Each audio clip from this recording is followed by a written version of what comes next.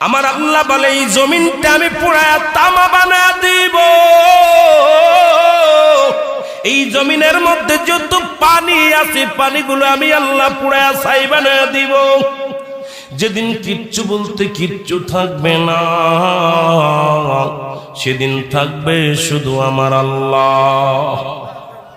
আজকে কার জন্য সুদ খাও, কার জন্য ঘুষ খাও, কার জন্য ব্যভিচার করো, কার জন্য অন্যায় করো রে মন, কার জন্য তোমরা এত বাহাদুরি করো।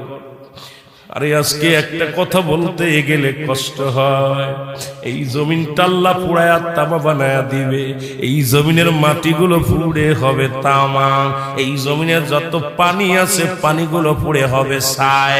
এই দুনিয়ার মধ্যে কিচ্ছু যেদিন থাকবে না, ওই তুরস্কের কত বাহাদুর, কত টাকাওয়ালা মিনিটের মধ্যে 30 সেকেন্ডের ভূমিকম্পে পথের ফকির হয়ে গেছে, রাস্তার ভিখারি হয়ে গেছে।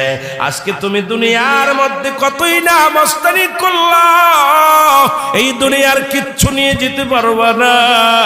এই মুসলমান, 1 নাম্বার মানুষের মৃত্যু হলে 1 নাম্বার বিপদ হলো মানুষের মরণ, 2 নাম্বার বিপদ হলো কবর, 3 নাম্বার বিপদ হলো কিয়ামতের ময়দান। একবার কেন চিন্তা করো না রে মন, একবার 1 নাম্বার মরণ, 1 নাম্বার বিপদ হলো মানুষের মরণ। এই মরণের পেয়ালা পান করতে হবে, এর মধ্যে কোন সন্দেহ নাই। জোরে জোরে চিল্লায়া বলা যাবে না ঠিক কিনা?